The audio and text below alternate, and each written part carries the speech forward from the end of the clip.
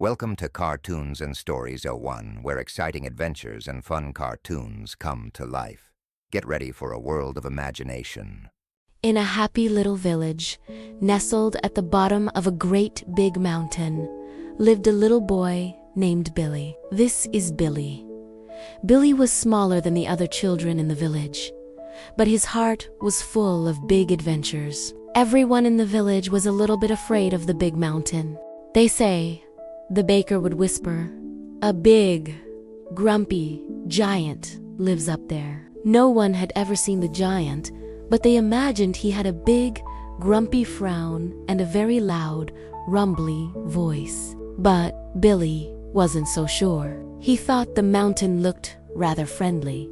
Then, one morning, something was wrong. The river, which always sang a happy, gurgling song, had slowed to a tiny, quiet trickle. The flowers in the village were drooping. "We're thirsty," they seemed to say. And the farmer's corn was getting dry and crispy. The village elder sighed a worried sigh. "The giant on the mountain must be angry with us," he sighed sadly. "He has stopped the river." Billy saw all the worried faces. He didn't believe the giant was angry. He thought maybe the giant was in trouble. So, brave little Billy made a big decision. He packed a juicy red apple and a bottle of water. "I'm going to climb the mountain," he told his pet rabbit, Flopsy. "I have to see what's wrong." He felt a little flutter in his tummy, but he knew it was the right thing to do. And so, Billy's great giant adventure began. Up, up, up he climbed. The little village looked like a toy town far below. The path was steep and rocky, but Billy was a very good climber. He came to a little stream, bubbling and bouncing over the rocks. Hop, skip, jump, Billy carefully crossed from one stone to the next. It was time for a little rest and a crunchy, juicy apple. The path got very narrow. It was a long way down. Billy walked very carefully, watching his feet. He wasn't scared at all. Some friendly mountain goats cheered him on. "You can do it," they bleated. He was getting closer. He could see the big, white cloud that hid the very top of the mountain. Into the cloud he went. It felt cool and damp, like a foggy morning. Inside the cloud, everything was quiet and misty. And then he stepped out of the mist and onto the top of the mountain. Billy's eyes opened wide. It was a garden, a giant garden. The carrots were as long as Billy was tall, and there was a giant cottage with a giant door and a giant window. And then Billy heard a sound. A big, loud, sad sound. Boo-hoo. Billy peeked around a giant cabbage, and he saw him. The giant. But the giant didn't look grumpy at all. He had a big, bushy beard and kind eyes.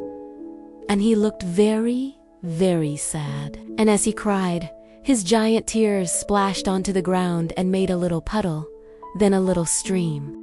Billy understood. The river wasn't made of melted snow. It was made from the giant's tears. "Ouch, my thumb," the giant wailed. It hurt so much. Billy didn't feel scared. He felt sorry for the sad giant.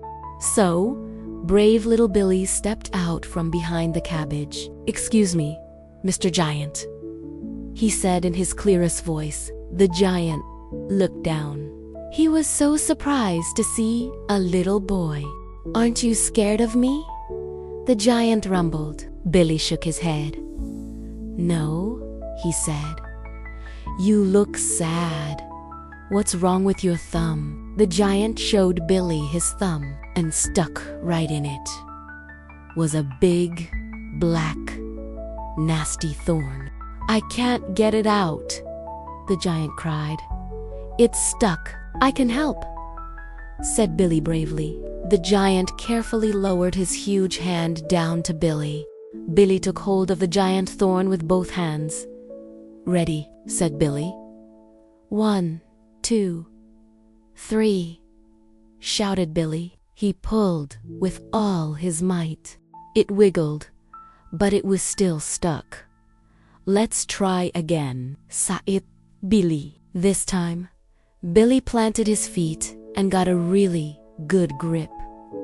He pulled and pop! Out came the thorn.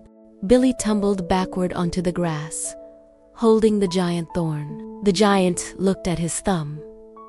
The thorn was gone. The pain was gone. A huge smile spread across the giant's face. He started to chuckle, "Ha!" And then he let out a big, booming, happy laugh. "Ha ha ha ha!" He laughed so hard that new tears started to fall from his eyes. But these weren't sad tears. They were happy tears. The happy tears splashed down onto the ground and filled up the little stream and turned it into a big, strong, happy river. Down in the village, the people saw the water coming back. The thirsty flowers lifted their heads. The crispy corn turned green again. Everyone in the village cheered. Hooray! The river is back. Back on the mountain, the giant thanked his new little friend. "Thank you, Billy," he said. Billy and Gus became the best of friends. Gus promised he would always keep the river flowing for the village. It was time for Billy to go home. Gus gave him a ride down the mountain in his big, gentle hand. When Billy came back to the village, everyone cheered. He was a hero. Billy told them the giant wasn't grumpy. He was just sad, and all he needed was a little kindness. And so, the village was never afraid of the giant again. And Billy showed everyone that even the smallest person can have the biggest, bravest heart of all. The end.